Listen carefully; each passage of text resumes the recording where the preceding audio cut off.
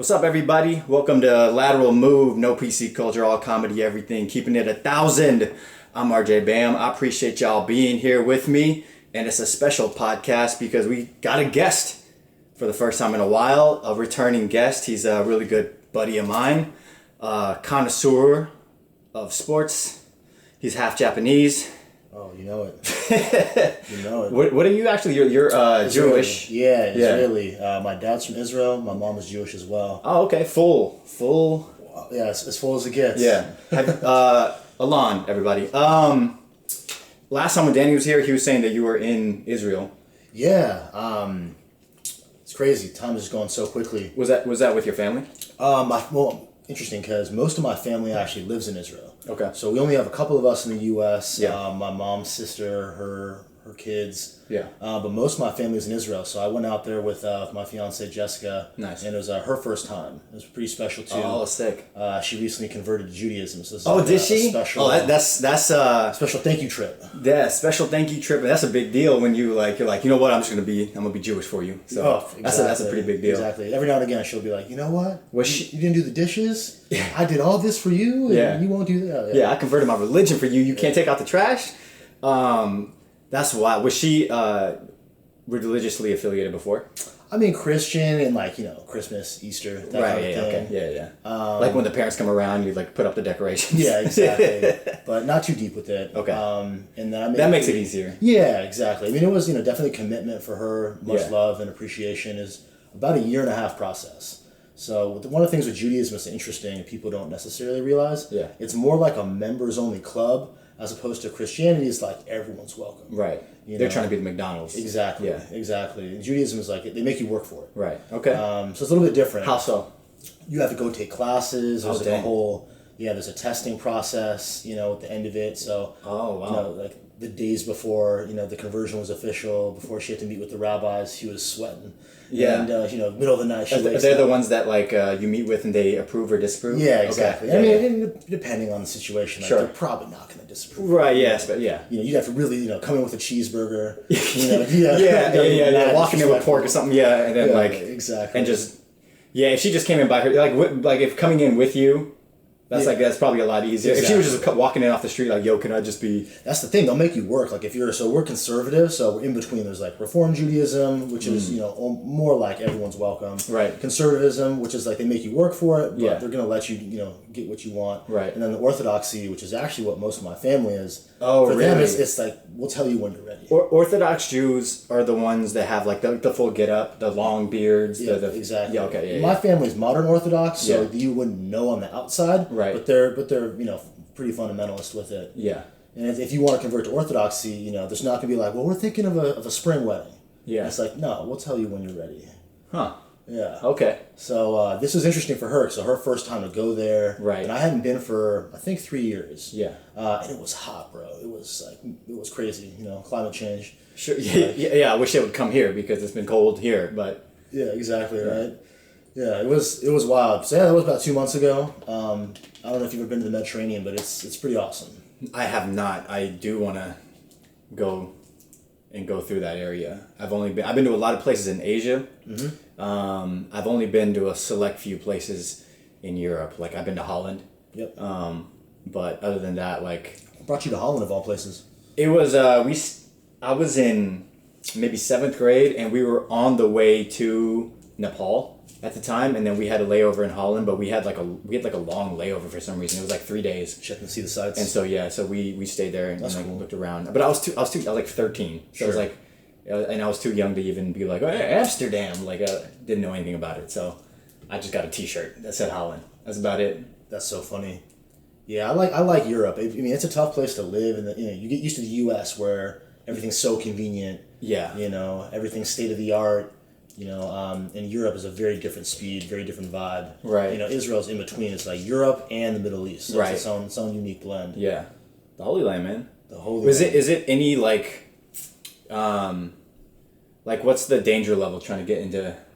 That's the funny thing is of course that's almost always people's first question. Right. And I'm And media, this is all they talk about. Of course. And so I always flip it back. I'm look, you had never been to the U.S. And I told you, I'm going for spring break to Florida. He'd be like, Florida man.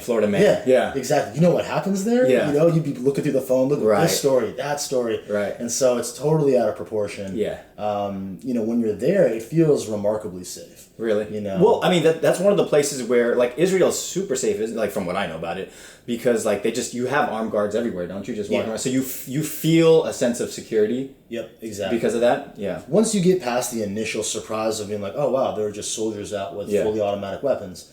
Once you get past that initial shock and you just kind of settle in, then everything feels very safe, very regimented. Right. Yeah, you get used to it. Yeah. And what do they speak out there? So a lot of people speak English, but you know, of course, you know, Hebrew, Arabic. Yeah. Can you understand it or speak it back, or? Yeah. So I understand a lot more than I can speak. Unfortunately. Same. So it's frustrating, right? Because like oftentimes too, people there, they want to speak English. Okay. So, you know, I'll start to speak Hebrew and be like, my man, this is painful. Yeah, you know, my English is way better than what you're trying to say right now. So exactly. That's hella funny. You know, so it's pretty funny. Yeah. But it's a pretty easy place to get around. Yeah. How big is it? It's so small. Yeah. It's like you could fit, I want to say, 4 Israels in 1 Oregon. Really? Yeah. So this place that everyone's fighting over. Yeah. You know, it's like north to south lengthwise. Yeah. It's maybe 5-6 hours driving. Yeah. But widthwise, at its narrowest part, we're talking like 3-5 miles. Right. So it's a very small section. Yeah. So for like, and this was Jessica's first time going there? Her first time, yeah. Did she have like any issues with like getting passport stuff, like approval or anything like that to get in, or is it difficult to like? Not as an American. Okay. Not as an American. The security though is always to get into the country, like at the airport, they do things very differently. Yeah. So they'll ask you a series of questions like before you get on the plane, and they'll try to throw you off. And they'll just try to see, like, you know, read your body language. Yeah, see if you're a weirdo. See if you're, you know, okay, why is this guy sweating? Yeah. You know? But it doesn't matter who you are. I feel like I'm going to Israel for the first time. Of course I'm sweating. Yeah, exactly. Yeah. Yeah, exactly. I know how hot it's going to be. So, yeah. Yeah, so, you know, it's not a big deal. Is it like, because it's like pretty much the Middle East. Like, you're right there. Like, what's the dress code out there? Is it like super conservative out there, like the Middle East is, or? That's the interesting thing, actually, is that Tel Aviv, which is where we spent most of our time. Yeah. You know, people compare it to like New York. It's very cosmopolitan. The nightlife, like especially in the summer, because it's so hot. Yeah. Bars don't shut down till 4 a.m. Oh wow. And so people are out there. You know, it's beach culture. So everyone's very accepting. You know, one of the more accepting cities in the world. That's then you go to Jerusalem. And very conservative. You know, if you're out there playing Pokemon Go in the wrong neighborhood on a Saturday, it's going to be problems. Yeah. That's all funny. Where's Bethlehem? I believe Bethlehem is in the south. Is it? So, that's the West Bank. Yeah. Which I've heard from people that are not Israeli, that don't have any issues getting into the West Bank. Actually a pretty cool place to go to. Oh, really? And I always encourage people, go out. If you have an interest, go out, see it for yourself, talk to both sides, Palestinians, Israelis. It'll give you a very different perspective than, the keyboard warrior, Yeah, definitely. You'll definitely get a way better perspective, like talking to anybody there than anything you're going to hear on the news. Or exactly. They only want to like perpetuate a certain type of... Yeah, and the thing that's crazy too is in this country, right? Like more often than not, it's people that don't really have like a horse in the fight or whatever the expression is, dog in the fight. Yeah. It's just like someone that's just picked a side. Might as well be sports. They're just picking a side. Yeah. Yeah. And it's like I just identify. I like the jerseys. Yeah. You're like, okay. Those are the people that always win the league. Yeah. In the fantasy league, as I've made this joke, I'm like girls that are in your fantasy league that just pick off of color or like how cute they think the guy is. They're gonna win. 100% gonna win because they just have the luck on their side for some reason. Driving the nerds crazy. It's so furious. You got your Excel spreadsheet. Mm-hmm. You've been preparing for months. Yeah, you're checking the waiver wires. You're getting updates on the players. No, doesn't matter. For some reason, their players always go off. Exactly. That's so true. That's wild. So so I'm assuming you've already done your what's it called? Where you get the trip home for free or whatever. Oh, Birthright. Birthright, yeah. Yeah, I did a couple years ago. So they made an exception because I had been many times. As a kid, we used to go every summer. Yeah. We used to go every summer, and then what was it 4 years ago I went out there. How are you gonna turn down an all expenses paid trip? Right. Yeah. Personally, like generally speaking, I don't do cruises. I don't like structured vacations. When I'm on vacation, I want to do me. Right. Kind of go with the flow. Yeah. Meet locals, do that kind of a thing. But you can't turn that down. With the Birthright, is it like because they pay for everything? Is it like they have specific things for you to do? Like this trip includes you whatever. They have an itinerary written out for you? It's a tight itinerary too, because it's only like, because it's all expenses paid, it's only like 5-6 days. Okay. So, that's not a lot of time to see, even though Israel's a small place, that's not a lot of time. Yeah. So it's very structured, every hour is accounted for, which considering, it's a pretty considerable time difference, it's a tough adjustment. Right. But you can't complain. Of course not. Yeah, I actually went with a group of Jews from Florida. Oh, for real? That was a mistake. It was like, you're taking Florida man with you. Yeah. It was the most like wild, like neurotic people. Everything was like a complaint. Is the Jew the Jewish are you friends with Jewish people up here? Like, is there a Jewish are they completely different from the Jewish community up in Washington? Pretty different, yeah. And then there's a big difference between like the American Jews and Israelis. Yeah, I can imagine. I remember Adam Carolla once said, a comedian, he described Israelis as feral Jews. So you got the domesticated Jews like the American Jew, and then like the feral Jews is the Israelis. So it's a very different mindset. Yeah. Kind of one way to look at it is like folks that don't abide by any rules, they rather ask for forgiveness rather than permission. That's definitely the camp I fall in. Right. And the other camp, which is like, no, we have to follow every letter of the law. That's we're wild. not jaywalking. Yeah. That's wild that you have like opposite camps like that. That's crazy. And like you guys have I think, don't you have a female military? Yeah, well, it's a civilian army, so military, so everyone serves. Right. You know what? I've talked to people about this, and if you want to instill like a sense of patriotism, I think that's a great way to go. Like mandated. Shit, we need it in this country. Bro. Yeah. You'll definitely get more of a self of pride for your country doing that. Exactly. It might work better for them because they're so small versus like 350 million, whatever we have here. Exactly. But no, that definitely is crazy. I'm a big proponent. I've been saying it for years, and 2019. People definitely give a shit more. And actually pay attention. Yeah, where we're at now as a country, we're so divided. The opportunity, yes, it'd be challenging logistically to pull it off, but national service where hopefully it's not just military service. Sure. But, you want to be an engineer. Okay, well, there's all kinds of construction projects that need to be done here. Right. You want to be a teacher, whatever it is you want to do, there should be national service. Sure. That you meet people that are different than you. Yeah. And then kind of bridge the gap. And then that also when you have say politicians that get into office and then they're so willing to go to war or something like that, it's I think that their perspective would change because they people that have actually been to war, they're like, yo, war is trash. Nobody likes war. We want to avoid this as much as possible. Of course. And it's what's the best course of action and stuff like that. So it's people that have actually been on the front lines or been there. Mm-hmm. It's a totally different perspective than somebody who is just pushing buttons from 100 miles away. So true. So true. Yeah, that's crazy. You guys have Krav Maga out there. Yeah, it's a crazy martial art. I know a couple of people that take Krav Maga here, and I found out about it I think in 2009 or something like that. I started working at a gym, and my buddy was telling me about it, and I was like, so what basically sounds like you're learning to kill people, and I'm kind of it's just it's ruthless. Yeah, it's not Tai Chi. It's not Tai Chi. Yeah, it's every move finishes in the balls. Yeah, It's pretty intense. Yeah. That's kind of one of the crazy things too, is that, so again, in Israel, civilian army, and so everyone's either active or they're reserve duty. Yeah. And so when we were in Tel Aviv and we're walking on the beach and they just have these open air beach gyms and you just see everybody getting after it. Yeah. And it's wild. Is it a super fit country?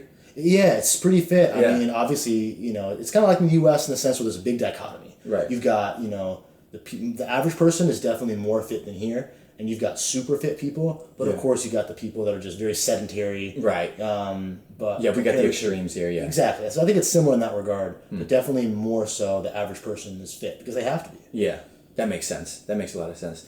Yeah, I think the chick that played Wonder Woman, she was a part of the Israeli. Yeah, Gal Gadot. Gal Gadot. That's pretty much the only person that I.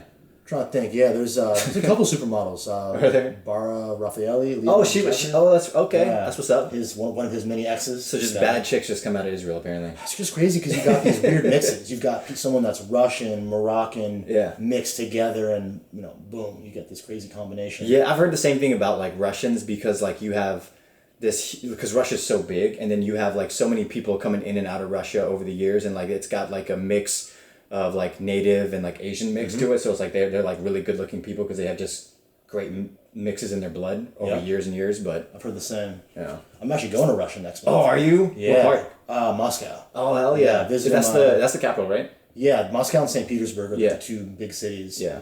Visiting a buddy of mine. He's out there for a fellowship. And I was like, you know what? You came to visit me in Israel, surprised me. And I was like, I think I got to go. Yeah. Jessica was not happy when I told her that. She's like, make sure you can come back. Yeah, she's like, you better bring me back a fur coat. Yeah. And I was like, we'll see. Well, yeah. A quick Google search, I was like, ooh, 10 G's, I don't, that's not going to happen. That's wild, yeah. You would think they'd just find them super cheap out there. You would think so. Yeah, it was like a Russian mint coat. No. Wow. Soviet Union days, probably. Yeah, back in the day. Back in the day, so... Yeah, there's not too many commodities coming out of Russia. No. That might be the one. That might be the only one. Gas, oil, mink. Yeah, that's it, bro. Vodka. That's it, yeah, vodka. Yeah. Smirnoff. Yeah. I knew a Russian girl when I was in college. Her last name was Smirnova, and I was like, oh, you definitely drink. Like, your last name is named after vodka. Like, you... That's the breakfast of champions. Yeah. Wake up, pop a Take bottle. a sip, you're good to go. Hard people, bro. Yeah. Did you watch Chernobyl? Did you see that HBO? I've heard people talk about it, and they were like, you should definitely watch it because it's really good. You should. Yeah, I definitely... It's on Amazon, right? HBO. HBO? Okay, yeah. Yeah, it might be on Amazon now. I think it is on Amazon. Yeah, I think I saw it the there's other a day. scene in the show, and one of the things about that show is like renowned for its historical accuracy. Oh, really? And so there's a scene where they had to vacate all the people in this area because of the radiation contamination. Oh. And there was this old woman who's out there milking her cow, and the Russian soldiers come out to try to get her, they need to get her out of there. Yeah. And she's like, no, this is my land, I'm not going anywhere. And they're like, you don't understand, like, it's radiated, Yeah. you're gonna die. And this lady's just so cold. And they had to shoot her cow to be like, no, To get her to you're get... coming Yeah, with us. that's wild. And she's like, points to the wall, all the pictures of her family, and she's like, my people have been killed for things that we didn't deserve. Yeah. You know, for generations. This isn't new to me. Just Yeah. leave. Let me be. Yeah. Dude, that's rough. That's wild. That's one old lady. That's one. Yeah, that's crazy. People like I know Georgia, like I think her grandfather or great grandfather, something like that, like Japanese, and so they're living out in Hawaii, and like after like the Pearl Harbor stuff, and like when World War II ended and stuff, they like government was seizing a bunch of Japanese people's properties and stuff like that, and like she told me this story, and I was like, yo, that dude's a badass. He was just because they owned I don't know if it was a farm or it was like a store, like a shop that they had in this area that he built it from the ground up, like it was his, like he owned it, and the government was going to seize everything, and he's like, oh, I'm not giving this to them, and he burned the shit down. He's like, I'd rather burn this shit and lose it than have them take it from me. And I was like, that's a badass shit to do. Yeah, absolutely. Yeah, like fuck them, I'm burning this shit to the ground. That's biblical. Yeah, that's wild. That is wild. It's a different mindset. Yeah. You know, we don't really have that, for better or for worse. Yeah, we don't have that mindset today. Yeah, we're definitely a lot softer than anyone from back in the day. No doubt. Yeah. I mean, I often think about that, and no disrespect to our brave men and women in the military, but, you know, people get PTSD, and you're a drone operator. Yeah. And you think of, like, Roman soldiers, you got to stab someone, look them in the face. Right, yeah. You know? The caveat to that would be, like, you're taking out, like, I don't know, 100 people, like, in the blink of an eye versus, like, one person at a time. True. But, yeah, and then, like, there's so many casualties that, like, you're like, oh, I probably got my target, and then, like, 50 innocent people in that attack. Exactly. In 4K. Right? Yeah. Oh, God, yeah. Yeah, dude, video games now even are, like, getting wild. Like, they, like, do you play, like, Call of Duty or anything like that? I used to. I don't play much video games. Red Dead. Yeah. Red Dead Redemption. I heard the new one was dope. Yeah, that game's wild. Yeah. I haven't played it, but I listen to podcasts of people that have, and they were saying that was a fucking awesome game. It is. I mean, it's just open universe. Yeah. You can do all kinds of craziness. Yeah. Yeah, I like that kind of thing.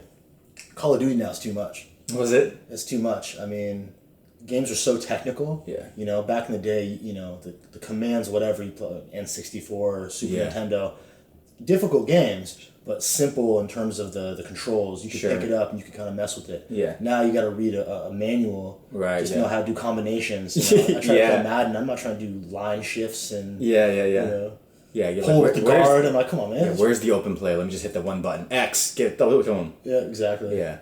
It's just getting complicated. Even Madden, though, like, people that play it, like, I don't play video games at all anymore, but my buddies that do, they're like the difficulty of playing Madden in like a Madden 20 versus Madden like 10. Yep. It's just like out of control now. Yeah, I mean, you got to pull with the guard. Yeah. You got to select the lead blocker. You got to do all these things. It's not NFL Blitz. Right. Dude, that game was the shit though. Oh, Blitz was you just the play's over and you can still take people out. That's what we want. Yeah. That's all we want. Yeah. Yeah. No CTE. Yeah. yeah. Your fake players aren't getting CTE. I didn't realize that. Speaking of which, I didn't realize that Antonio Brown was the cover athlete of Madden 2019. Yeah, he took that Madden curse to a whole new level, didn't he? Yeah. No one talks about that. Now you got Mahomes. Yeah. Know, he's down. But yeah, knee injury. Yeah, that's rough. Yeah. Everybody. And your Patriots, bro. Yeah. Just walking in.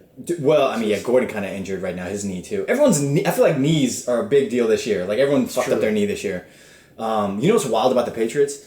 Like everyone was looking at the Patriots like receivers and stuff like that. They're like, oh my God, this receiving core is amazing. And little do we know, like, come to find out 5 weeks later, Patriots have the number one defense and their O-line's actually trash this year.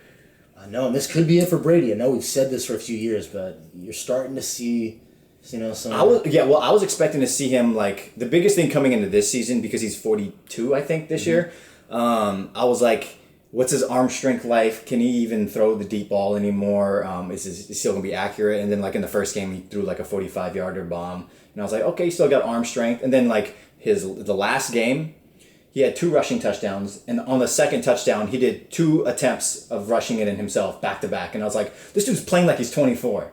Like, I don't understand. It's pretty wild. I don't understand how he's playing at this level at 42. Like, it does not make any sense to me. Well, I don't want to say it, but we can... he's like, hey Peyton, what are those things that you were getting sent to the house under your wife's name? That's my favorite. He just threw his wife under the bus so cool. It's like, that's her testosterone, her growth hormone. Yeah. Why does your housewife need HGH and she's out there throwing dimes, bro. She's helping me practice. Real into CrossFit. Yeah. Yeah. And I was talking to my buddy about this because usually, like, historically the Patriots have always had a good O-line. Because Brady takes, like, pay cuts and stuff, so and able to feed his O-line so they can keep him protected. And, like, a big part of that is the fact that his wife makes, like, double what he makes. So so it's like for him, it's like, I don't need to worry about my income. I can look at greatness because I already have a huge, like, 7-8 figure paycheck coming in from my wife alone. Well, I feel like too, like, for a lot of guys, it's about the respect that they feel that they command from the paycheck. Yeah. And Brady's like, no, I got rings. That's the respect. That's all that I need. I don't need to compare myself to Aaron Rodgers. Right. He's got 1 ring. Yeah. I don't need to compare myself to Russell Wilson. He's got 1. Yeah. So it's just him and everybody else. So for years, he's been willing to take the cuts. But he can because he doesn't even have to work. Like, because a lot of players, like, they're like, yo, I'm the only income for my family. And, like, your average football lifespan's going to be what, like, maybe 3 years, 5 years, depending on position. Could be longer depending on if you're, like, on a safer position, but, like, like if I'm the only person bringing in money for my family, I'm trying to get as much as I can before I get out. You want generational wealth, right? But, like, for him, he's able to do what he did, and then it's like, now, you know what I mean? Like, I'll be set either way money wise, but now I can actually chase greatness. I also always wondered. I mean, I've heard this rumor with Mark Cuban and Dirk Nowitzki, but I always would figure that the owners on the back end, through a shell company, endorsement, outside of the purview of the league, that they can just get these guys money, right? Yeah. It can't be that hard. Yeah. Like, look, you take this mid-level deal, we'll get some other players around you, you'll get to compete for championships, and we'll get you on the back end. And Dirk Nowitzki got a documentary where they paid him like $50 million for the documentary. 5 tickets sold. Yeah. Yeah, I mean, that's like players like Dak, where it's like, look, you're gonna be the Chunkies guy, okay? We're gonna get that Chunkies money, that soup money. Like, yeah, just do that. Stand in front of a podium. Like, you're like, and that's one of the things I'm like, Dak's not going anywhere. Like, you can't, like, he's in a big market team right now. Like, you're not just gonna pass that up just because you don't get $40 million a year. You hear about Urban Meyer? What about him? So, like, typically, right, coaches, they have, like, their, like, coaches fraternity. Yeah. So, like, if a reporter asks them, hey, like, what do you think about the Cowboys job? They'll be like, great organization. But you're not going to be like, oh, I'd take that job, because there's, like, an understanding, there's a coach in that job, you're not going to undercut them. Right. Urban Meyer doesn't play by those rules. They asked him, he's like, absolutely, I'd coach the Cowboys. Yeah.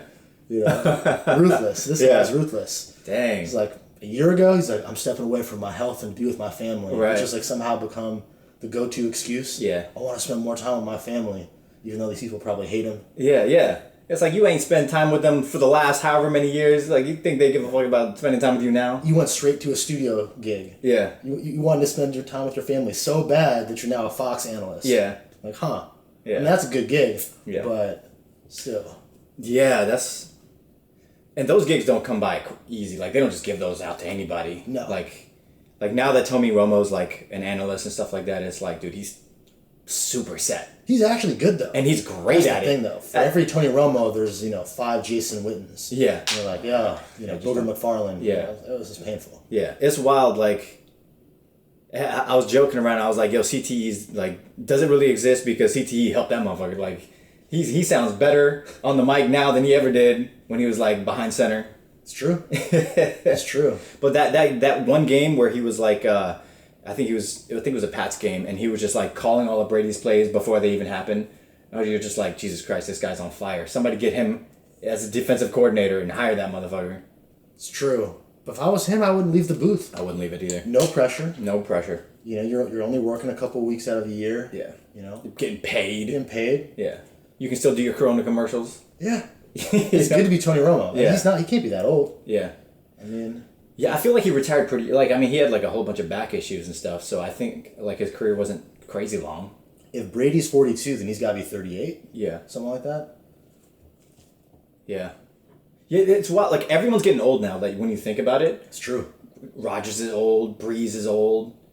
I don't even know what the fuck is going on with Matty Ice down in Atlanta. Phillip Rivers is still doing his thing. Phillip Rivers is a guy who's like, his football IQ is like so underrated how smart that guy is. Oh, yeah. I feel bad for him. He's one of the few guys that you can feel bad for. Yeah. Just because you're like, he's got millions of dollars, he's got 15 kids. Dude, stop having kids. Just relax. He's too virile. Yeah. Apparently, yeah. But yeah, he just can't have anyone of talent around him. Yeah. It seems like Keenan Allen's kind of killing it this year, though. Finally. They'll give him one. They'll be like, we'll give you LT, Yeah, that's it, yeah. We'll give you one weapon. Guy, one weapon. That's it. Yeah. Yeah, he's still doing his thing, though, but you're right. I mean, in the next 2 years, you're going to look at the NFL and you'd be like, okay, who are the top quarterbacks? And after the top first couple guys, after the Mahomes, the Russells, perhaps Lamar Jackson, you're going to be like, wow, there's nobody here. Yeah. Like, who do you... I mean, like, if... looking at the NFL today, if you have... Like, if you're a GM of a team or whatever, and you're looking at the young talent, what QB do you build your team around? I mean, you got to probably say Mahomes, but like... We'll put him aside. Yeah. Right? He already has the MVP. Yeah. I was a big Lamar Jackson guy coming out of Louisville. I was like, I don't understand why the people who were criticizing him saying, oh, he's a receiver. Yeah. He's a skill position player. Yeah. I was like, this he can do it all. Yeah. I really like it, I really like him. I don't even think that team's that good. I think they're only going to get better. Yeah. We'll see this week with them going against the Hawks what that looks like. Yeah. On the road. Didn't they just make some moves on defense? I think they traded away their linebacker to get Marcus Peters. Yeah, that's right. They got Marcus Peters. Who knows if he's good. I used to think he was good, and then he's gotten burned a couple times. Yeah. That's the funny thing about playing a cornerback in the NFL. You're good until you're not. That's the thing. You start getting, you just lose a little speed here and there, and then, like, you got to... Yeah. Cornerbacks is, like, one of the toughest positions. I'm trying to think of the guy's name from was with the Panthers, and then with the Washington racial slurs. Trying to think of his name. This dude cornerback was up and coming, talked a lot of trash. It was him and Odell going head to head, him and a couple guys. And he's damn near out the league now. I mean, that's the thing, right? Like, you're the man until you're not. Right. And then some other young bucks coming after you. There we go. But Sherman still doing his thing. I mean, respect. Yeah, like don't they, like, they run pretty, like, a lot of zone covers down in San Fran, don't they? So it's like that's one of the other things I was talking to my buddy about on the on Pass Interference, my sport, like my NFL NBA show, and we were talking about like different types of corners. Like we have like the zone cover corners, and then we have like the man covers, and like just like I love man cover corners that just they can really shut down somebody, and it's like they get bragging rights over the other guys. They have to, right? They have to, but and that's one of the reasons I think Jalen Ramsey wanted to get the fuck out of Jacksonville, because it's like, yo, you guys are running zone all day, and I'm looking like trash out there. Like, I'm a man cover guy. Let me do man cover. And Tom Coughlin too just seems like a miserable human being. Yeah, it's like the crustiest, oldest white dude in the world, and nobody wants to deal with him. Yeah, and then and then they're trying to like keep him around. They're like, yo, Minshew Magic though. Minshew Magic, we have a chance. That's the guy right there. Dude, I didn't even know who the fuck that guy was. And then like whenever who was it? Was it Foles? Mm-hmm. Yeah, that like clavicle went out, and then I was just like watching. I was like, who the fuck is Minshew? And then I was like, Washington State? Like, he's from here? With the stash. Yeah. With the stash. Yeah, I had no idea who that guy was, and then he's been killing it. Yeah, all the new QBs this year that stepped in the role to fulfill, they've all been doing good. That's pretty crazy. Yeah, Kyle Allen, Daniel Jones. Dude, okay, let me ask you this. If you're the Carolina Panthers and Kyle Allen's killing it, and granted, the fuck is his name? Newton always plays injured, you know? And so, like, this year, he's like, yo, I'm not coming back until I'm fully healthy, which, like, good for you. Like, but, like, I feel like ever since he's been in that Super Bowl, like, he's just not been accurate at all. Do you trade away Cam Newton? If you're right? While he still has, like, value? I mean, he's probably the best player in that franchise's history. Or Julius Peppers maybe, but arguably their best player. You know, his best years are probably behind him. Yeah, I would agree. At this point. Yeah. And I don't think that the Panthers, you know, they're trending upwards. They're undefeated with him gone. Yeah, not wild. I mean, depending on what you get back for him, you know. Right, if it's a fourth rounder, no. No, of course not. You know, but if it's a top pick. Even Ramsey, I think they got 2 first-round picks and a 4th round. I was like, whoa, they've traded all that for Ramsey? The farm. Yeah. I mean, I don't know what the Rams are really thinking there. Yeah. I mean, you would think that they're in win now mode with a team that's questionable if they've got the horses. That's the thing. They like made a lot of they made a lot of moves right before the trade deadline, because they're like, yo, our offense is Goff has kind of been in and out this year, and so they're like, they're trying to build up the defense to help him out. I think before must be, because I think they're like, we have to win this year. I think that's what they're going for here. GM's making trades to save his job. Yeah, you know, it's entirely possible. And like then you look at somebody like. You look at like the Dallas Cowboys, and coming in, they make the first 3 games, they've just blown everybody out of the water. Granted, like they were playing nobodies, but then the last 3 games they're just on a 3-game losing streak. And from like what I hear, I think they got a new OC this year, didn't they? Yeah, they gave the play calling responsibilities to the coordinator. That's what took it away from Garrett. Yeah, for the first 3 games, I heard that, and then I heard the last 3 games, Garrett was like, "Yo, I'm running this shit again." And then I think that's like they've been on a losing streak. So there you go. He's done. You have to, like, wouldn't you fire him? Like, he's done. I mean, Jerry Jones has been good to that man, keeping him for a long time. A lot of pressure. That's one of the higher pressure jobs. Yeah, and he's done nothing. Yeah, he's done nothing. Yeah, I mean. He'll take his millions. He'll probably end up at some university studio gig, maybe. Yeah, like Jerry, like, so Dak wants $40 million this year, right?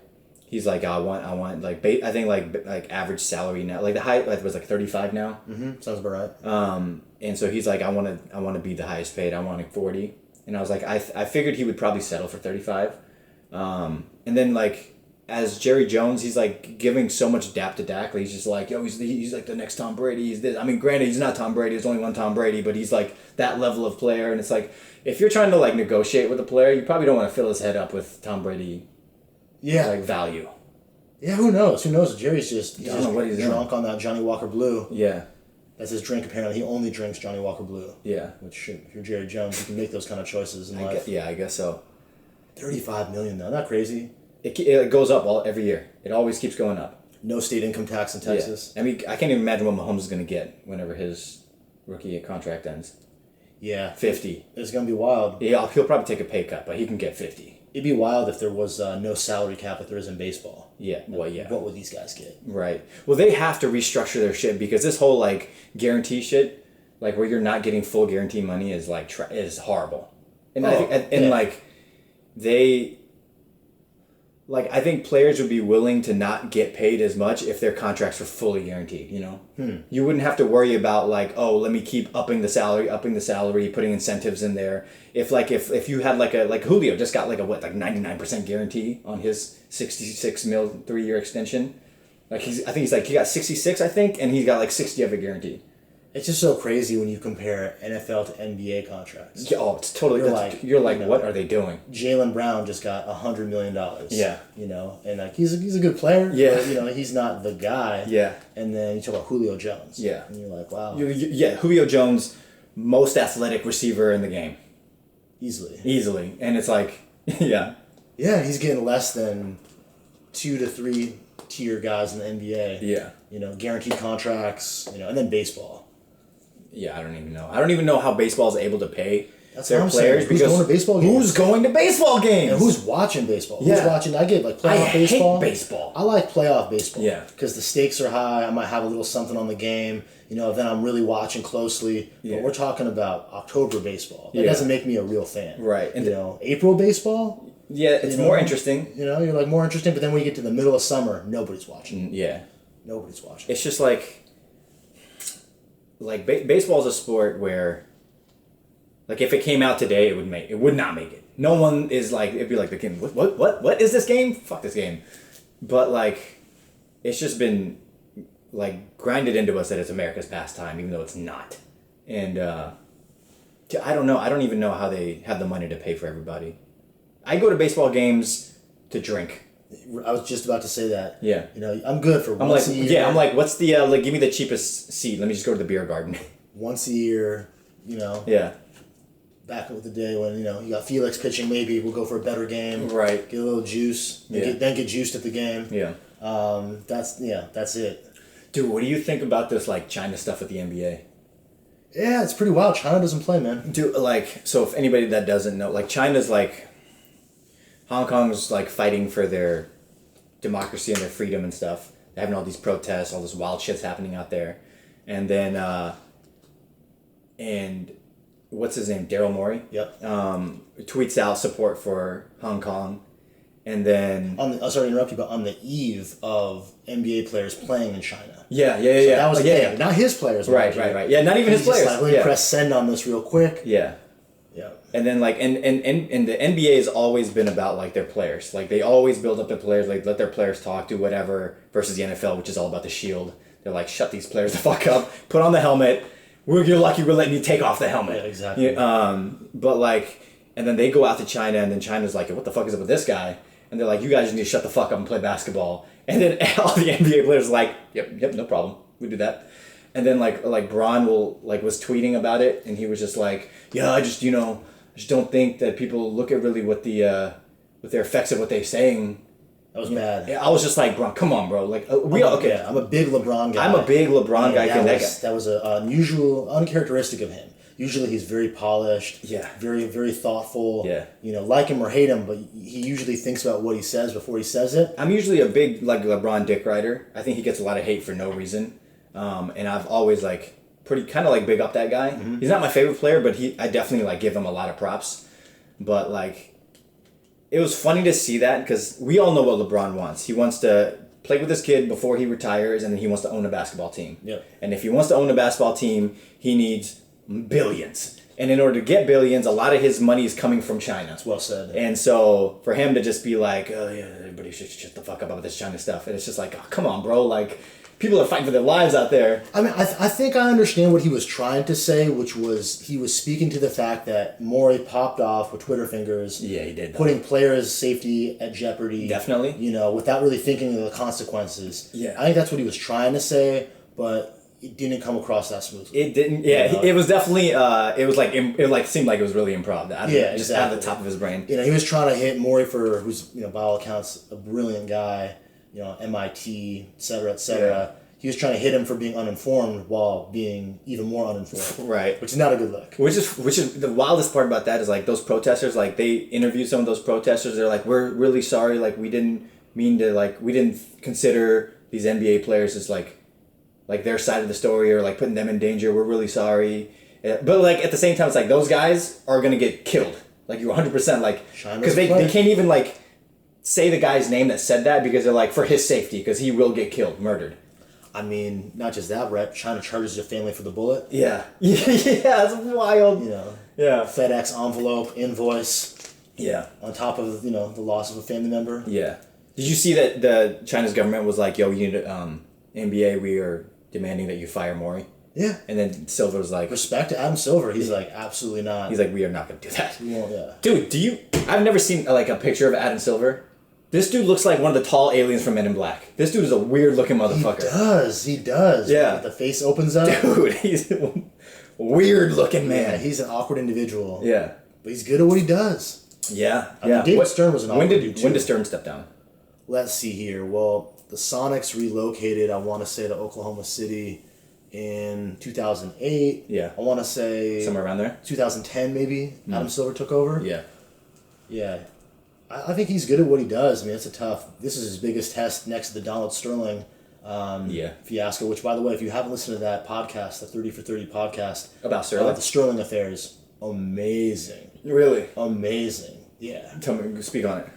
I mean, the crazy thing is that, like, for decades, everybody knew that this guy was a piece of shit. Yeah. And they just accepted it. Yeah, because he's there's paying nothing bills. We can do. Yeah. You can't take a team. Because once you set a precedent that you're taking someone's team away, then anything goes. Right. And so they just kind of just let it run for decades. Yeah. Even though this guy was wild problematic. He would have holiday parties, with all of his white friends, old rich white friends, and he'd invite the players, and he'd have them there, as his prized possessions. It was very clear that this guy had a slave owner mindset. Right. The players knew it. Yeah. Everybody knew it, and yet it was just, so when the news broke with this, ironically, audio recording of him, it wasn't new. Yeah. It was just, for whatever reason, once we have the Ray Rice video, once we have the audio, now all of a sudden it's too much. Yeah. And we get something that has to be done. Right. Yeah. That's the biggest thing about the times nowadays. Once something, like, we have video footage, audio footage, like once it leaks to the media and it goes to the masses, everyone's going to see it. Yep. And then it's like,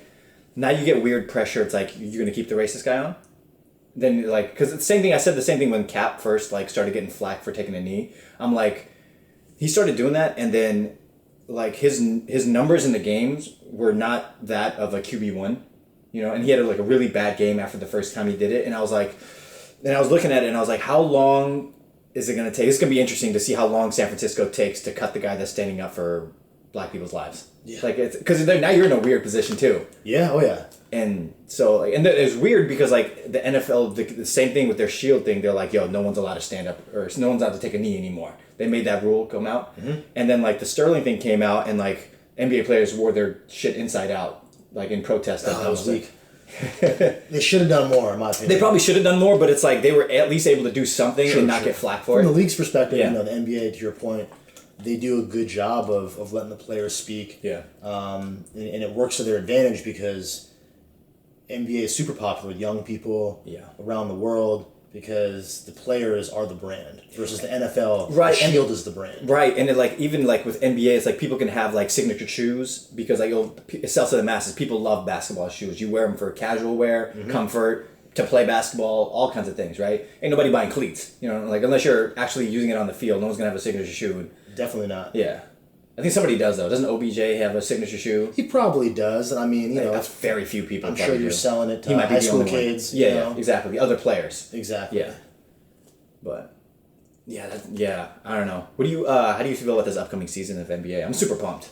Me too. I like the fact that there's more parity. It doesn't feel preordained. Right. It could go a couple different directions. I'm a big LeBron guy, so I'm excited for the Lakers. But at the same time, I just want it to be competitive. The last couple of years, although the Warriors are playing such great basketball, it just took a lot of air out the room. It's like, okay, let's just fast forward. We know what's going to happen. Yeah, and I still think the Warriors are the team if you're in the West, you still have to get through the Warriors to get to the finals. Oh, that's still that. I still think so. But it was weird seeing, like, when KD went over there. It was weird. The one weird thing about it is just, like, KD goes there and then, like, they start playing ISO ball through KD, and it's like, this is not the Warriors. Like, this is not how they play. No. This has never been the Warriors. But, like, you have the best one-on-one guy. I mean, you're probably gonna let him ISO at least a few times. It was unstoppable. Yeah. I mean, it was unstoppable.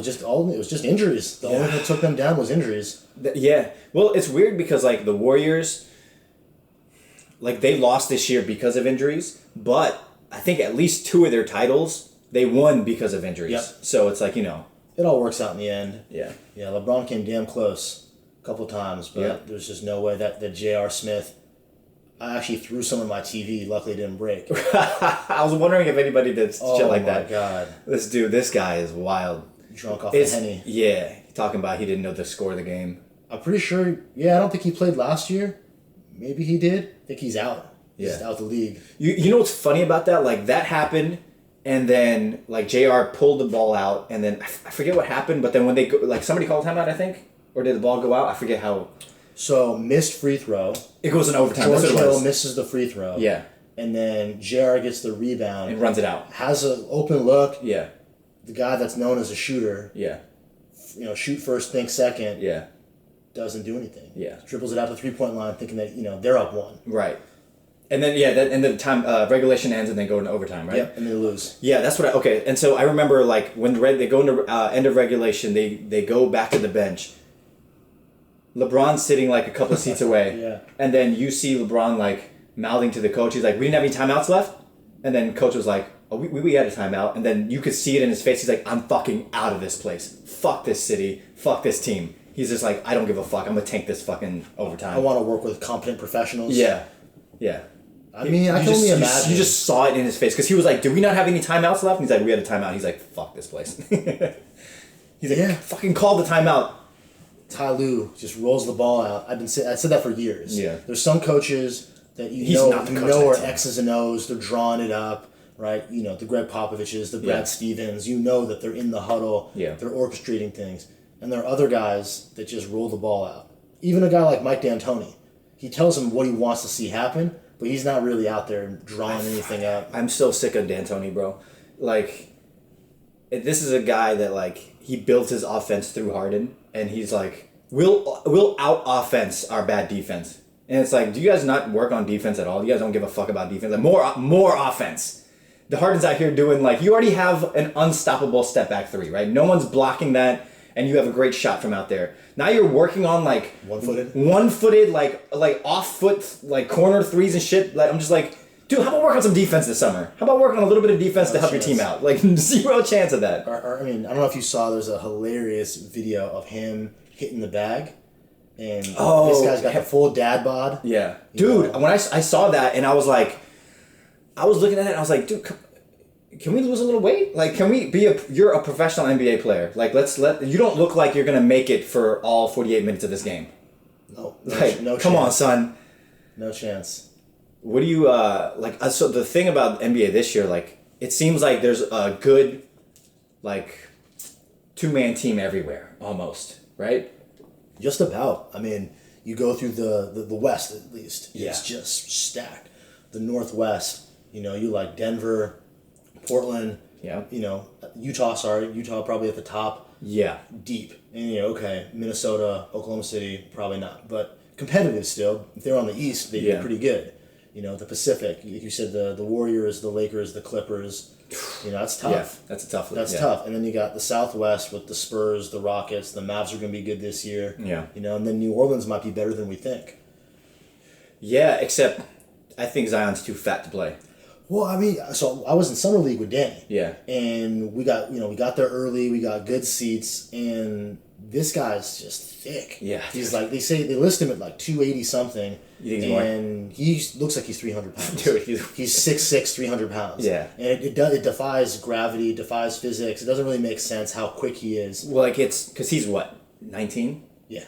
So he's 19 right now. So it's okay for right now, right? How long can you play in this league at this level before your joints start taking damage? I mean, he already has knee injuries. Yeah, he got hurt in high school. Yeah, in college. He got hurt in college. And already again. And already, I mean, he's got to lose, in my opinion, 20 pounds. LeBron did the same thing. Yeah. Yeah. LeBron came in kind of skinny, but then he got up to like 285, and then he cut back down to like 265. But at least with LeBron, it was all muscle. It was. Yeah. Zion, there's some jiggle. There's some jiggle to it. Yeah. Which, I don't understand. Like, I've never understood professional athletes that are not like at least in like NBA, because it's like there's so much running. You just nonstop running. How are you not like just shredded? Like, if you're an O lineman, I get it. Sure. But like, it's true.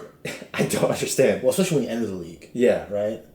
You've been in the league for 3 weeks. You got a young man's metabolism. Yeah. You know, and he's in New Orleans. He's enjoying po' boys and crawfish. And I don't know. Yeah. I hope for the league's sake that, because there's so much hype too. That's the other thing you hate to see. The expectations are so high. People are saying he's gonna be better than LeBron. I'm like, let's ease up on that. I hate that shit. I hate that shit so much because like you almost ruined LeBron's legacy by comparing him to Jordan before he even came to the league. So you already know this guy's gonna get hate coming in. Your first season, you're already getting hate. It was like, you're not fucking Jordan.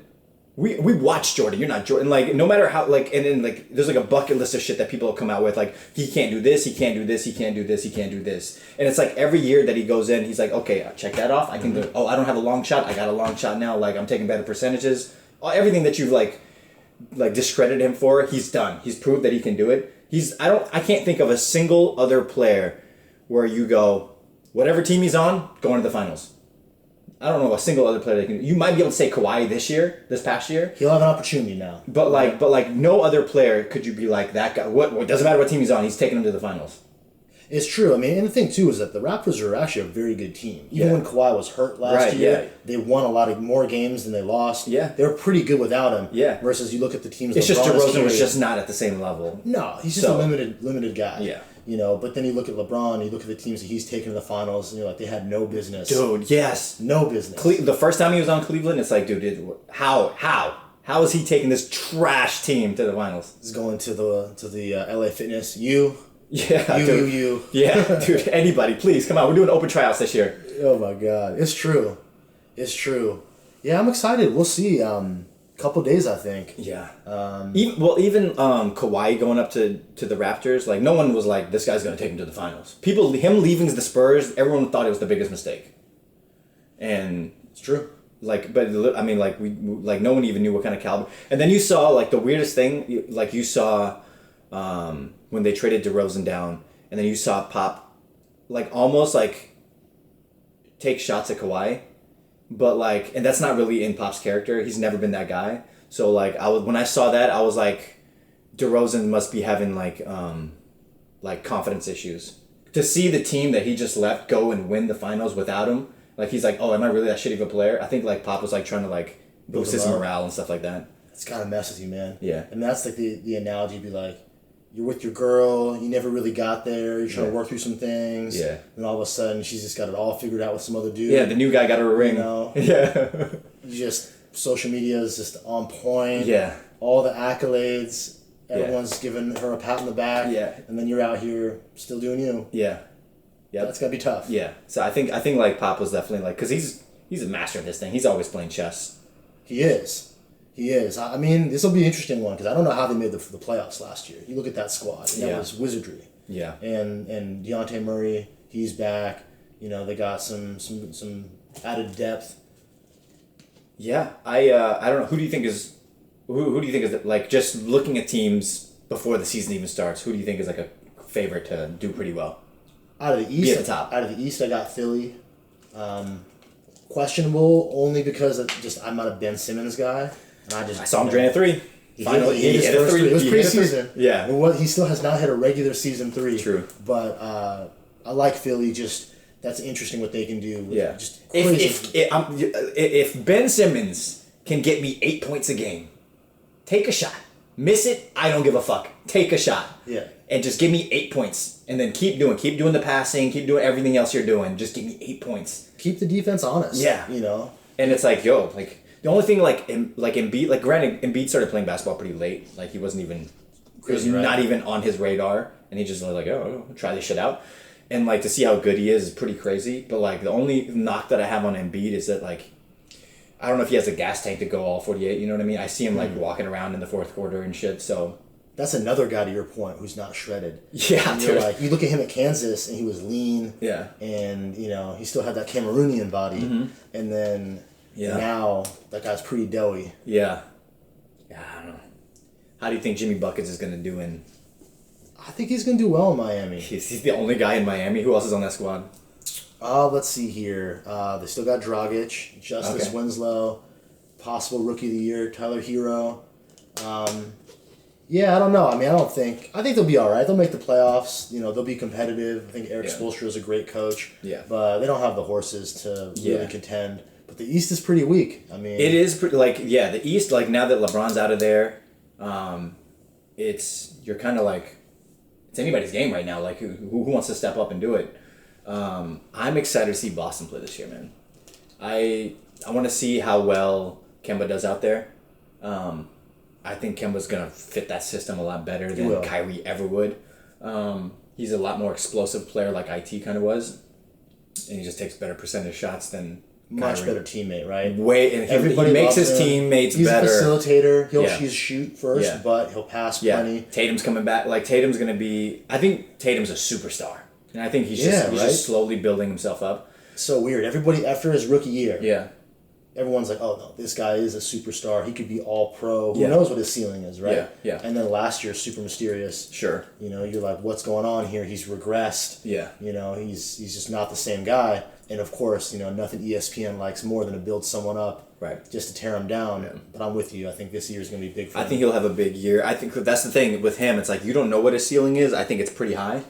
The one guy that I think you have seen his ceiling, and you're not going to get too much more out of him, is Hayward. Yeah. I think you've seen what he can do, and you could trade him. You can try to see what you can get out of him, but you're not going to get anything more out of him than what you've already seen. Send him packing back to Indiana. Yeah. They're gonna get the all white lineup. Yeah. Indiana and Utah. Yeah. The two teams that works every time. Isn't that what's his name? Is Indiana Devin's team, or is he just a Paul George guy? Oh no, he's a Pacers guy. Oh, he's a Pacers guy. Okay. Yeah, I don't know. I think that started probably back in the Reggie Miller, Dale Davis days. Rick Schmidt. I don't really know how that happened. Because he's lived here his whole life, hasn't he? I respect it.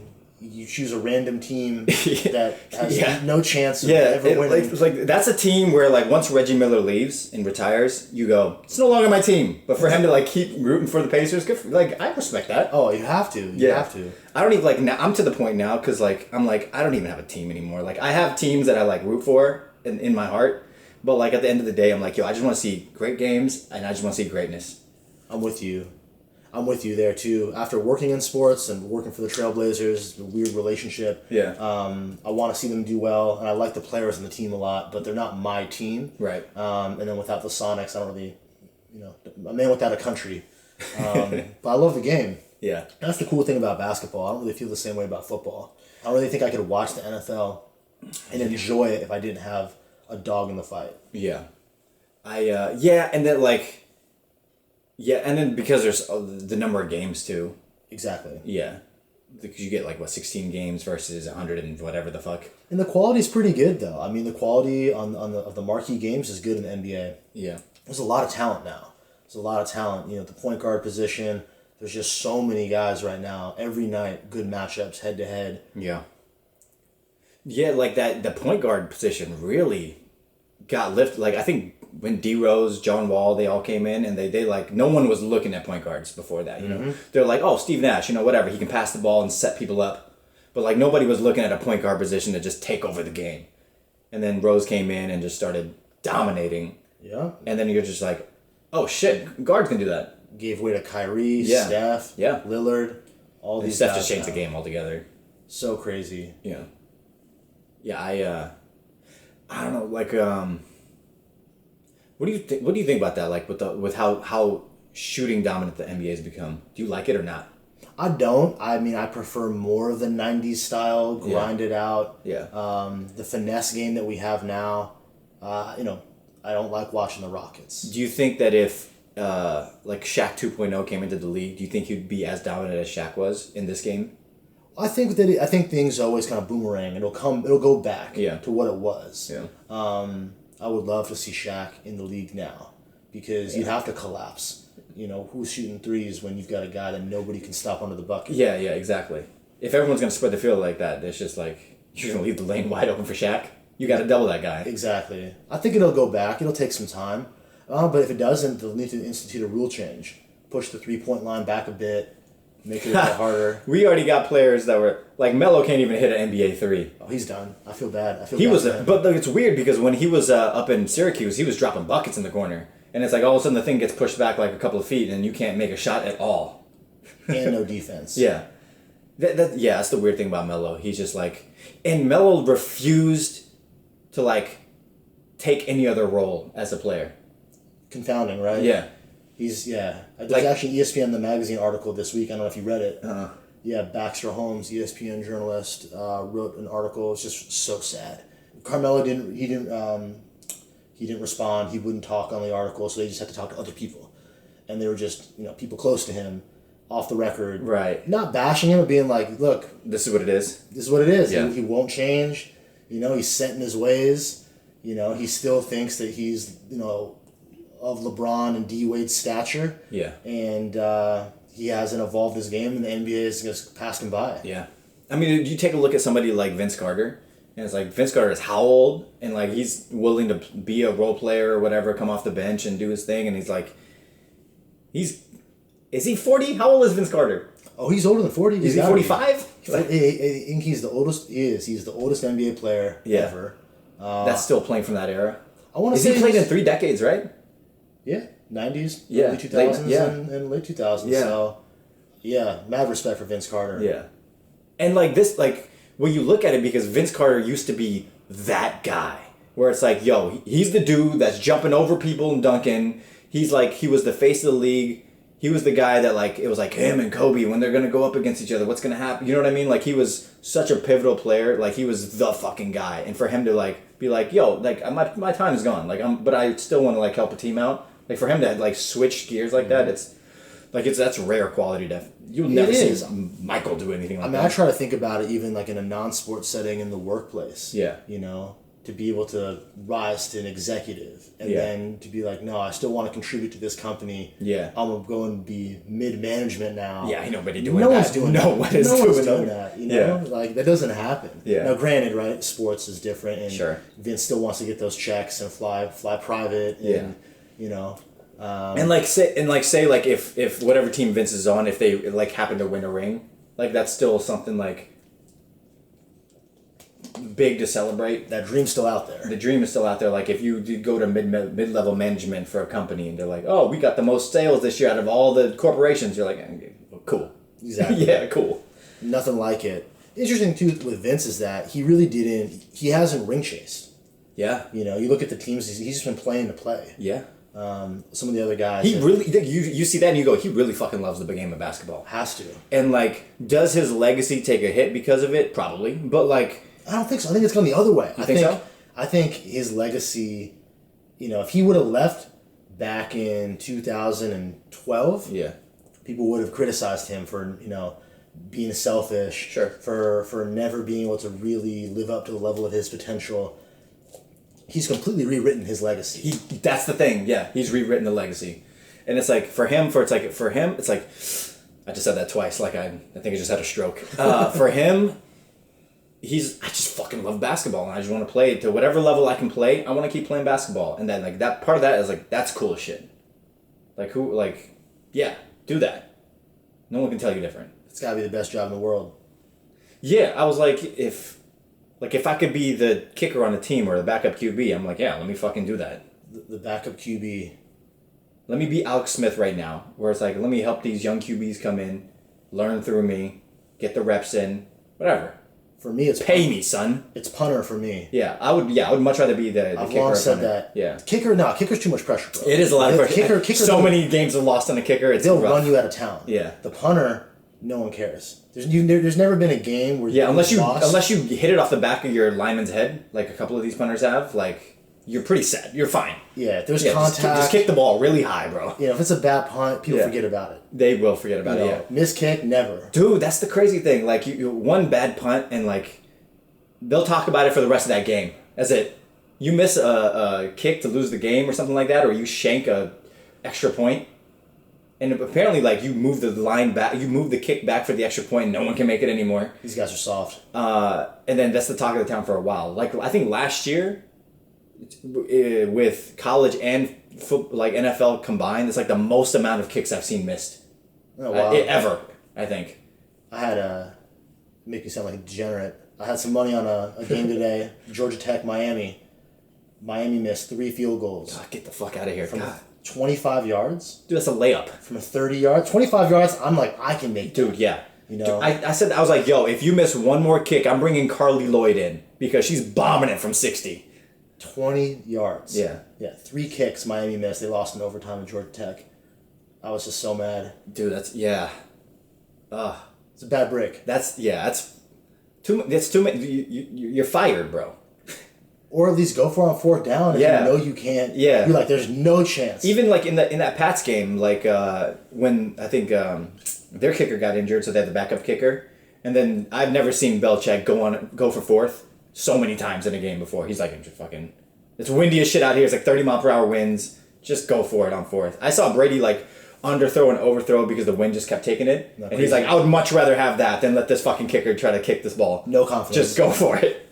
No confidence. It's gotta be weird to be a kicker because you might as well be a fan. You're just watching the game. Yeah, how do you stay warm, bro? Like for like the 30 seconds before you go in, you're gonna start taking practice kicks. And it's not like NFL or NBA. NFL players, they don't have like the soccer seats. Yeah. You see like in soccer, yeah, they have these like space capsules. You know, they're sitting. Yeah, you're inside that little thing. Yeah, that looks great. Yeah, the only thing the NFL players have, like when it's too hot, they have the fans with the water. It's just a metal bench. Yeah. No cushion. Yeah. Nothing. So you're just watching the game the whole time. Yeah. And then they go, okay, go in there, win us the game. Yeah. Mentally, it's got to be tough. Yeah, especially when the other team, you're right as you're about to hike the ball, they ice you, call a timeout. Now you gotta wait even longer. You're like, fuck. You know. It's a lot of pressure. You're like, okay, I was just taking practice kicks. I'm ready to go, and then it's like they ice you out, and you're like, fuck. You got the net. You're just taking rips in the net. Yeah. Still though, missing from 25 yards, inexcusable. Inexcusable, bro. That's. Yeah, it was a rough day for me. Yeah. How much did you lose? Not a lot. Okay. You know, low hundreds. Okay. That's not bad. But it was a rough break. Yeah. It was a rough break. What do you do a lot of sports gambling? Yeah, I mean a fair amount. What's the most you've lost on a sports bet? I think today. Oh, really? That's not bad then. No, a couple hundred is nothing. No, dude, I lost $1,000 in sports betting. Oh yeah, I mean I got my limit and I stick to it. Yeah.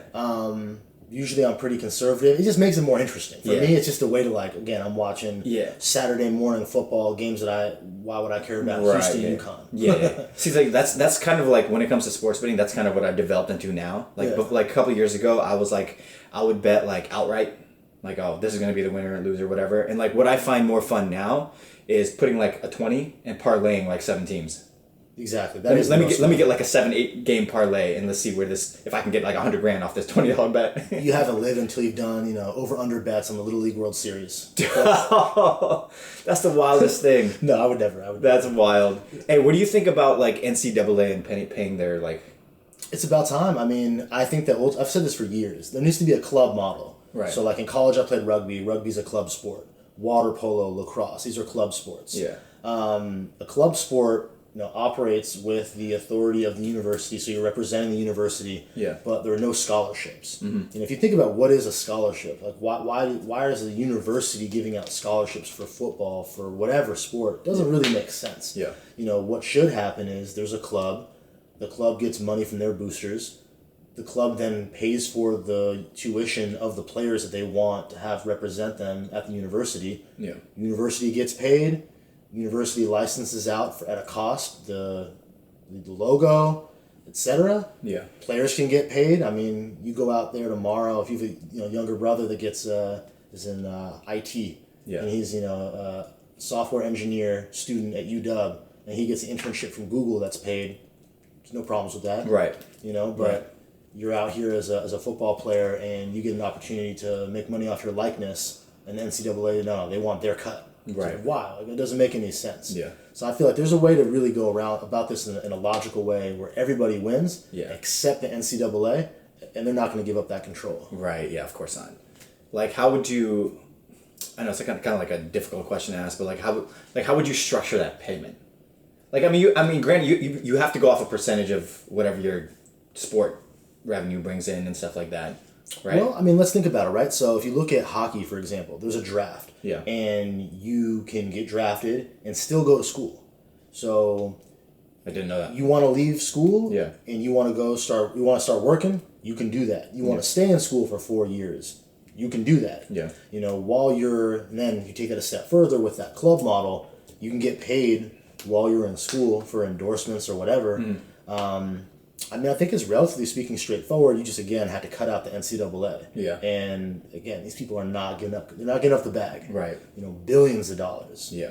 So crazy. How much money? Yeah, no, that organization alone makes a stupid amount of money off everything. And it's gross things like, for example, you got the bowl games, right? So you got like the Cotton Bowl, the Sugar Bowl. Yeah. It's like the Sugar Bowl. So it'll be the Florida Tourist Board that runs the Sugar Bowl. Yeah. The chairman of that board is getting paid millions of dollars. Jesus Christ. To do one event a year. Yeah. You know? That's what, yeah, some of these, like, there's, like, bowl games that I'm just like, what the fuck is this game? There's so many, like, I feel like they're just creating new ones every year. The Papa John's Bowl? Yeah, like, what? Yeah. Yeah, but the buck always stops with the players. Yeah. That's where they're like, sorry, we don't have the money. Yeah. What do you mean? You look at some of these locker rooms now. Yeah. Outlandish. These stadiums, yeah. all of the benefits, the buck stops with the players. We don't have that kind of money. Right.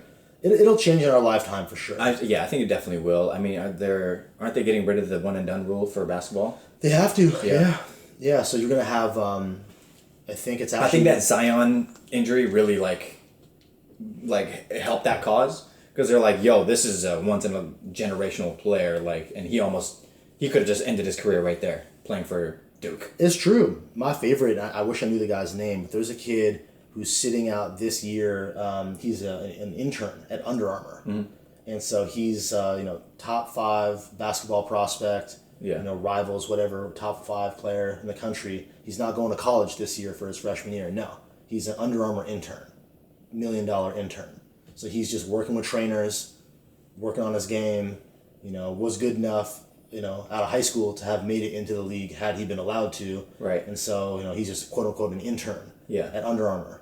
And I'm like, that's genius. I hope that this works out. I hope that you kill it your first year in the league and you pave the way for a whole generation. Because then it's just making a mockery of the whole system. Yeah. You're like, oh, okay, this is what's up. This is what it really is. Yeah, because if you have that talent and you can do something like that, it's like, oh, you definitely pave the way for other players to. Yeah, like, I don't need you, Coach K. Yeah. I think you need me more than I need you. Yeah. Truth be told. Yeah.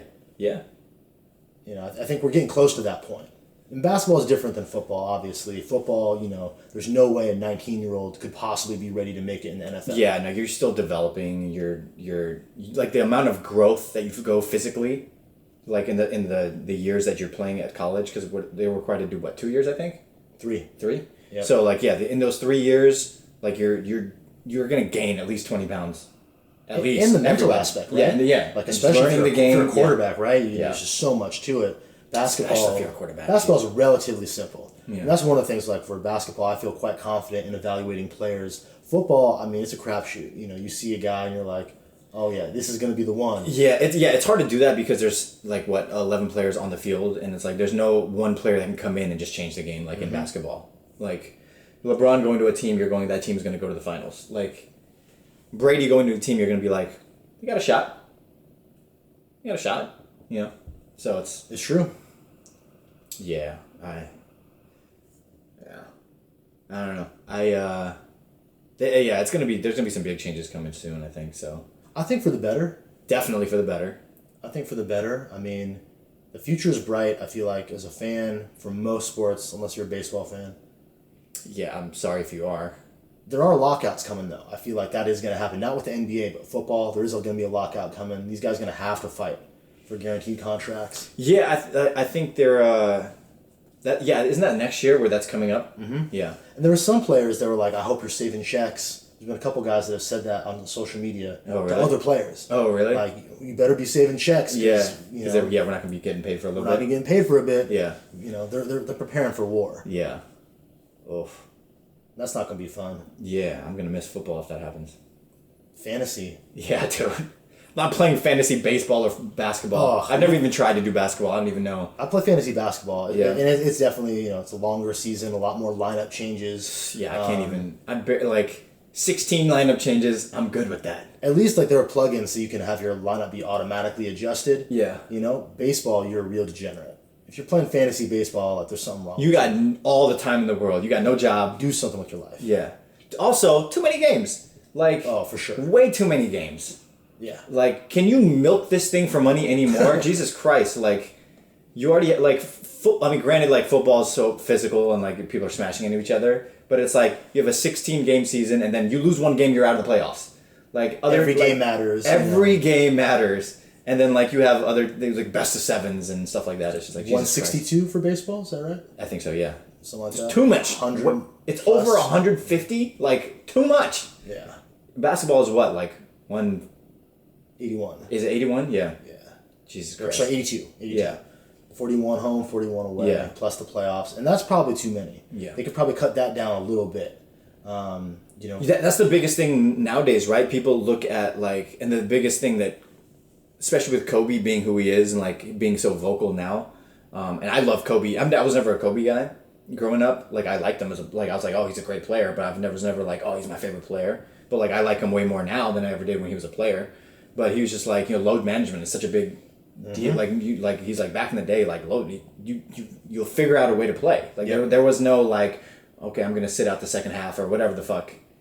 But like, but then you look at like players like LeBron, they've gone through their entire career without a single hiccup, no injuries, no nothing, and that, I mean, granted, like I think LeBron spends like over $1 million on like recovery stuff. He does every year, which is smart. I mean, definitely smart. Like the game's completely changed in that sense. Probably definitely a tax write-off too. Yeah, and then like back in the day, people were just like smoking at halftime and stuff like that, like smoking Marlboros at halftime. Yeah. No one's doing that shit anymore. Taking the bus to the next game. Yeah. LeBron's like literally built himself like a hyperbolic chamber in his house so he can just sleep in better oxygen. Doing the freezing. Yeah. The cryo. The cryo stuff. That seems to work for everybody but Antonio Brown. Dude, that guy lost his mind. I don't know what's going on. Didn't wear socks or whatever it is? Yeah, he did. Yeah, he didn't put on the proper footwear or anything, just walked in barefoot like an idiot. That guy, I don't know what's going on with that guy. Do you think it's CTE? It has to be. Yeah. It has to be. Like when you hear what people who are around him have said of who he was, like mild-mannered dude. He was so quiet when he came to the league. Mild-mannered, like, of course you have to have a confidence about you to be able to succeed at that level. Yeah. He's not a big guy. He's not a big guy. 5'10". But he and I really liked Antonio Brown because he was so small for his position. Everyone passed him over. They're like, yo, I mean, like, we're going to go for Julio. What do you know what I mean? Like, we're going to go for a player who's like 6'3". Yeah, like Calvin Johnson. Yeah, exactly. We're looking at that. We're not looking at you. Like, you might be like a late rounder, maybe. And then you see him become the best player in the NFL, like receiver wise, and he's just like defying. He's just like, and you see him put his like work ethic. You can't knock his work ethic. No. He's always working hard. He's always working routes. Even now, like I've seen videos of him. Like he's not even on a team. He's not even playing, but he's still doing like his routes and stuff. And it's like, dude, this guy's footwork and stuff is crazy. But so is he. He's also crazy. Like, but he's. It's the only explanation. And it was weird because like. You like after all this shit went down, not a single player that he's ever played with came out and was like, no, he's actually a cool guy. Like nobody came out and said that. Like speaks volumes. It does. I feel like it's that Burfitt hit. Yeah. That was the one. Yeah, you think that was it? I mean, probably after a lifetime of taking hits. Yeah. That was the one that rattled the brainstem. Yeah. And he's just been acting wild, erratic. And the craziest thing about CTE, because like from the podcasts that I've listened to and like scientists and stuff, like there's not everyone has the same like the way CTE affects you. Like if you have a certain gene, like it will affect you way more than other players. And so like if you have this allele, like it can mean it'll be the difference between you being Aaron Hernandez and being like somebody who's like made it through like Tony Romo. Sure. And so like he's probably just one of those players that has that gene where just like really a switch flipped out of nowhere. I think so. I mean, it's just how erratic he's acted. Yeah. Like at first, like you weren't sure. Like, is this guy a genius or is he an idiot? Is he a mastermind? Yeah. Or is he an idiot? Yeah. And then now you're like, oh, he's a bad person. Yeah, because because like the Patriots always people trade with the Patriots. They're like, okay, we'll give you late rounders or whatever. Like we'll do. And I've always been like, why do people keep trading for the Patriots? Like, you know what I mean? Like if I'm somebody who's especially like in their division. I'm like, no, I'm not gonna fucking trade with them. I don't give a fuck what they're offering. And like they've always, so they when as soon as Antonio wanted out, they were the first ones to contact. They're like, yo, what do you want from him? And they're like, we're not gonna give you Antonio. And so then he goes to Oakland, and then when he makes this big fuss, and every day like a new thing came out, and then the second he got released, he gets picked up by the Patriots. I think everyone was like, this was the game plan all along, right? And then like then the text message stuff coming out, him group chatting with the girl, threatening her family, blah blah blah, where it's like, and they were like, yo, just don't talk to her, you'll be fine, just leave it alone. Don't say anything, and just can't leave it alone. Couldn't leave it alone. Like, if you look at other players that have had similar issues come up, like the Roethlisbergers and stuff like that, where they just didn't say anything about it, it just, what would you get, like a day suspension maybe? Like, you were fine. That's the difference, whether you did it or didn't. You leave it in the hands of the professionals that you pay to clean up the situation for you, the image consultants, the PR firms. And Antonio Brown is like, no, I'm going straight to social media. The one thing that I will say is, like, when shit goes down, I do like when a player comes out and says something. Like, don't say nothing.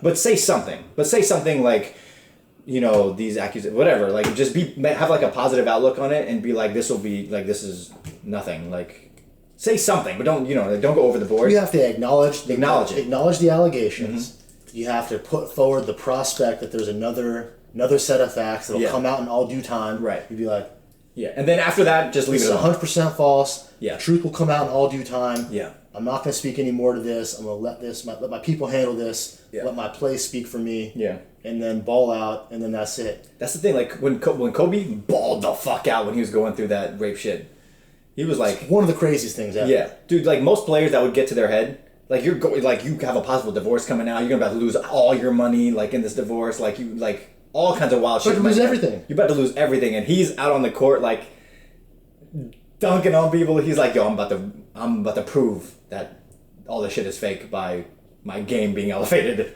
I mean, people, that's in the Wikipedia. Yeah. It's not the first page of his Wikipedia. Yeah. Antonio Brown, this is it. Yeah. I mean, he might have been a Hall of Fame player. Easy. Yeah. And now he was on that path. Yeah. Now you don't know. I mean, we'll see what happens with him. I'd be curious. I honestly am still surprised that no other team has picked him up. Not this year. Yeah, he's just too reckless. Yeah. Did you hear what anything that happened with because he had like 9 grievances that he filed against the NFL. I don't know if that's going to go anywhere. He was trying to get like $45 million or whatever. He should get his money though. I mean, the Patriots just like only the Patriots. Yeah. They'd be like, we're cutting you and we're not paying you. Yeah, I think they had like stipends in there. They're like, yo, as long as you don't do this, we'll pay you. And but he didn't break any of the rules. He didn't? I thought he did. I thought I thought they were part of it was to stay off social media or something. No, it was just. I mean, they just let him go. Yeah. He went after Kraft. Yeah. He's like, I didn't get a rub and tug. That's another really interesting article in Vanity Fair. Yeah. Article about Bob Kraft. Yeah. This guy. I mean, what was he thinking? This guy's got all the money in the world. Sure. He can get anything that he wants. Yeah. Discreetly. Sure. And he rolls up in a Bentley to a strip mall. Yeah, the location was pretty weird. And I don't know, I mean, what are you thinking? Yeah. You're at a Sizzler, my guy. Yeah. You're at a strip mall, massage parlor, and in the article they're like, yeah, Bob Kraft, he thought this lady just really liked him. Is that what it said? That was his line. Like, I thought she just really liked me. And she was going above and beyond. Better than that, and I was like, that's the official line? Yeah. That's the official line? You just, you're special? Yeah. Like, look at you. You look like a troll doll. Yeah. Yeah. Part of me was like, dude, that dude's like 120 years old. Just let him be. But I can't believe that they went after we're going to release the video. That's wild. That's wild. Can you imagine? That's someone's grandpa. Yeah, dude, I know nobody wants to see that. Nobody wants to see I'm also one of those people that I have the ability to separate the artist from their art. Yep. And so for me, especially with football,